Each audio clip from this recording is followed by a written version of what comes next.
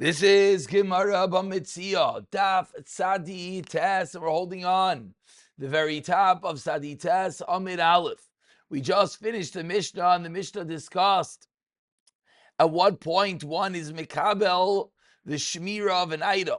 And the Mishnah taught us that it has to be when it comes to the Shemer's hands and not when it's in the possession of the one that is being sent to deliver the item, the child, the shliach, the eved, unless the shomer says to send the animal. I see shomer, talking about a shayel in particular, says to send the animal in the hand of the eved, the hand of the child. Then the Mishnah taught us the halacha is the shayel is chayiv even before it gets to his hand.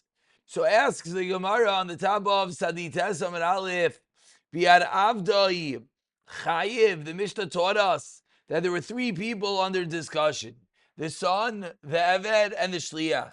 So says the Gemara, if it's sent to the hands of one's Eved, he is Chayiv. But asks the Gemara, Yad Eved Ki Yad Rabbi. The hand of the Eved is like the hand of the master, and therefore, how could the Shoyel be chayiv also in the hands of the Eved if the Eved is like his master? Omer Shmuel explains Shmuel be'Eved Ivri. We're talking about an Eved Ivri, a Jewish slave, Kani legufei, that the master is not kaina his body. Teretz number 1 of Shmuel. Teretz number 2, Rav Omer Vilutem Eved Kenani. Says Rav, no. We don't have to talk only about a Jewish slave. Says Rav, we keep talking about an Eved Kenani. We make it as if the shayel said to the lender, hit it with a stick, v'hi tavai, and it will come. Just like if he said such, and therefore the lender caused the animal to move on its own, at that point it would be given over to the shayel. So too, if it goes through the hands of the Eved, according to Rav. Meisvei, asked the Gemara, 5 lines down to the Testament, Aleph, if someone borrows a cow and sends it in the hands of his child or his messenger, chayiv. So Shmuel. So this brisa is at odds with our Mishnah, because our Mishnah does not differentiate between Eved and child and shliach, whereas this brisa does. So according to Shmuel, we can explain Vishlam the Shmuel, Masnisan Eved Ivri. And that's why the din in the Mishnah is that the Eved has the same din as the child and the shliach. Whereas this brisa is by Eved Kenani. And that's why by Eved Kenani particularly, it's not considered to be in the hands of the shayel. El Rav, who said that the Mishnah is even talking about Eved Kenani, Kasha, what's Rav going to say? Rav. Don't say nase ke'oimar lei. Don't say that when the shayel said to give it to the Eved Kenani, it's as if he said to him, hit him with the stick and it'll come, like Rav explained. But rather, Eleima ba'amar lei hekesha b'marko v'hiba. The shayel actually said, hit it with a stick and it's going to come. And therefore, this was said explicitly, and therefore, the shayel said, I want to accept responsibility the moment it leaves the lender's property. And therefore, that's going to be the Mishnah. It's not nase ke'oimer. It's actually, that's what he said. Whereas in the Brisa, he didn't say that. So another ukimta, which could create this difference between the Mishnah and the Brisa according to Rav. And explains the Gemara, Teitmar, as we learned, that Shleni Parasecha, if someone says, please lend me your cow, Vamrlei, and the lender says, beyond me, who should I send it with? Vamrlei, and the borrower says, Akisha B'Marko V'Tava, hit it with a stick and let it come. In that scenario, Amar Rav Nachman, Amar Rav Ravu, Amar Rav, Kivon, since Sheyatzasam Rishus Mashel Umeisa, Chayiv. The shayel is chayiv right away, so that's how Rav will differentiate to the case of Mishnah, the case of Brisa. The Mishnah is going to be actually said to him, send it, hit it, excuse me. Therefore, the moment it leaves the lender's rishus, the borrower is chayiv. whereas the Braisa is not going to be such a case. Says the Gemara, name of Metziah.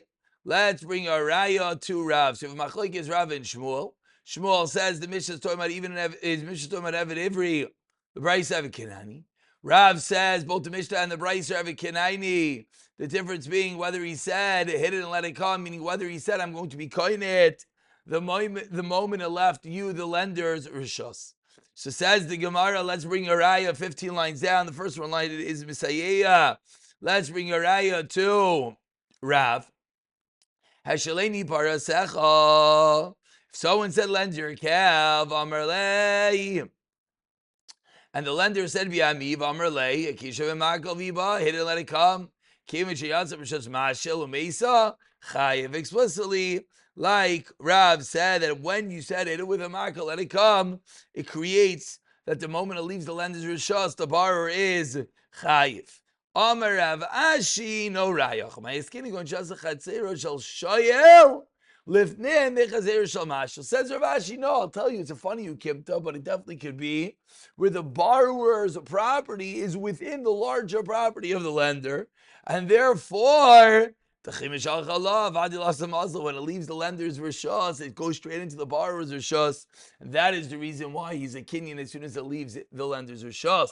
Obvious kasha is yachim alamemro. What's the chiddush? Kayach, I went right into my backyard. The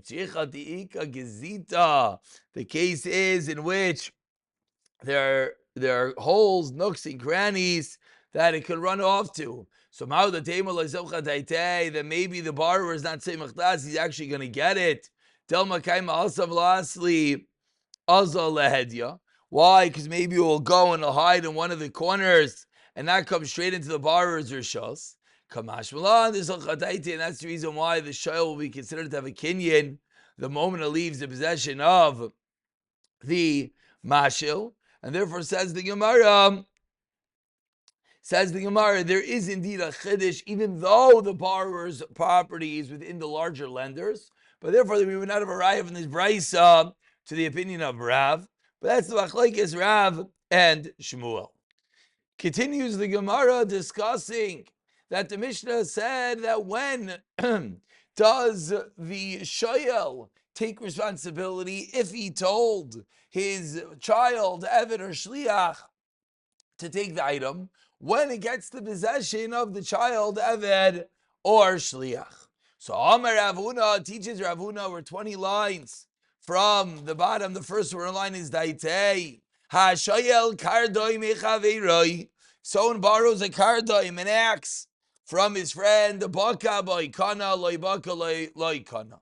Says Rav Huna that the way that you make a kinyan is by using the item. If you're a baka boy, if you chopped with it, you're a koine. If not, you are not koine. Says the Gemara, lemai. With what did Rav Huna refer? Why is it that the para you are chayiv the moment you borrowed it, and over here only after you utilized, you cut, you chopped with the axe? Says the Gemara, must be with regarding to back out. That what?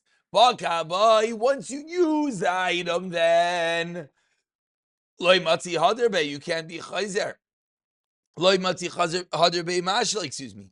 Then the lender can no longer back out.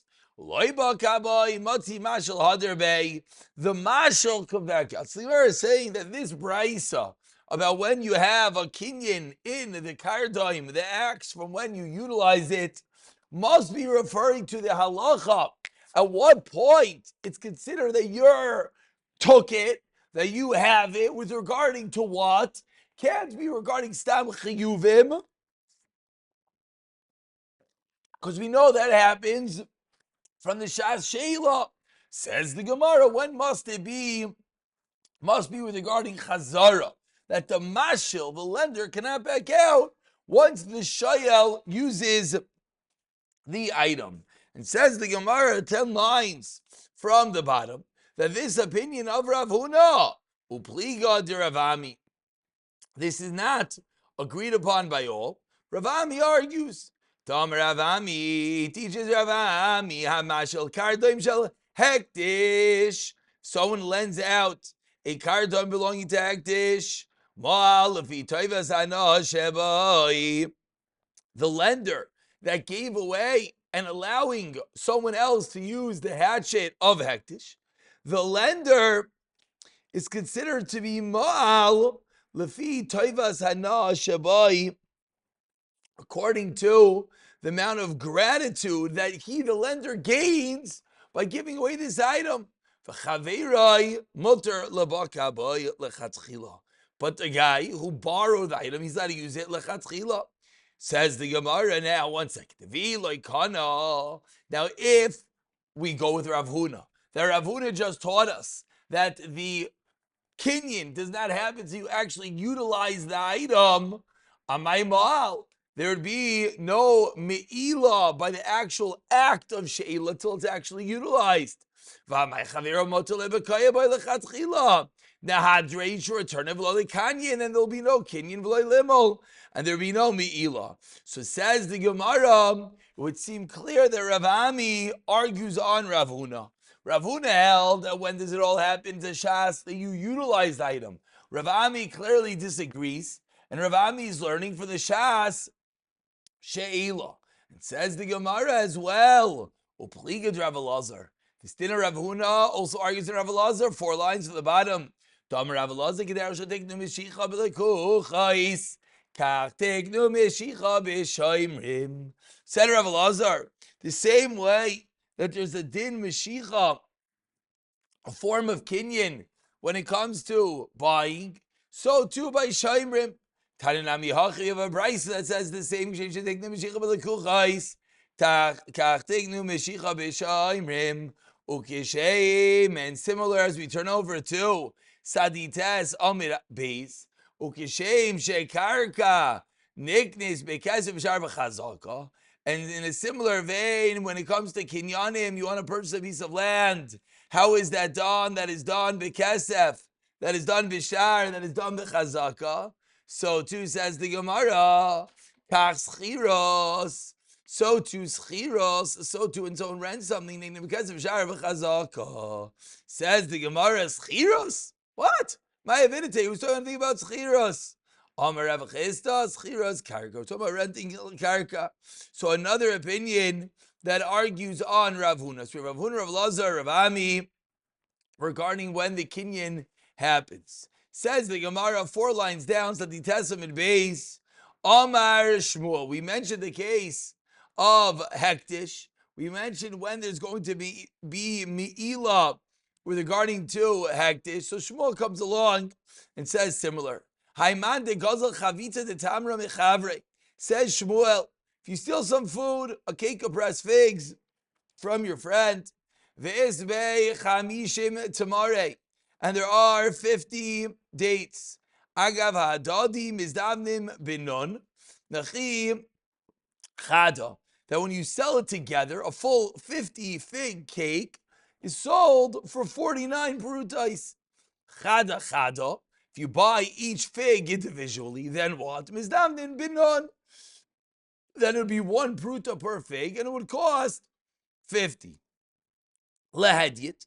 If you sell the full cake to a hedyet, misham chamishem nachich chada, one would pay 49 for it.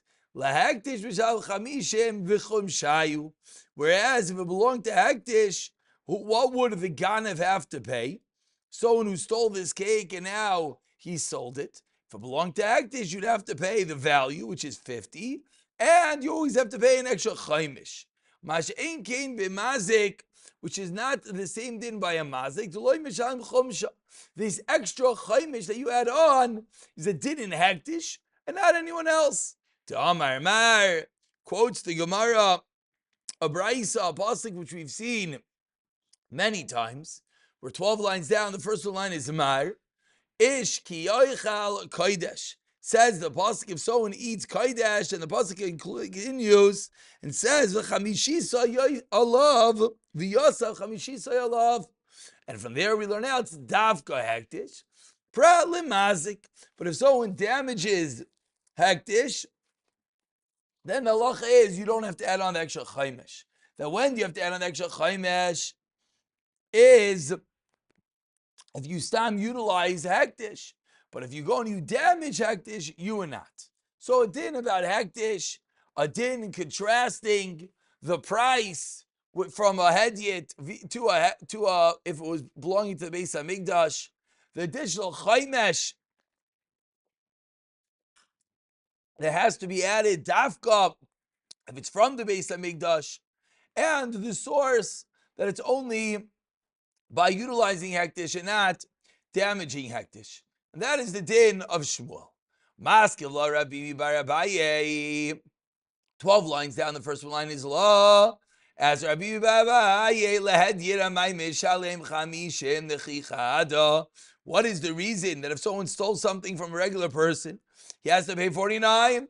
The person who had the item stolen from him should say, I was planning on selling them one by one, and if I sold them one by one, what would have happened? They would have gotten me 50. So now you stole the whole cake. Why are you only paying me back 49? A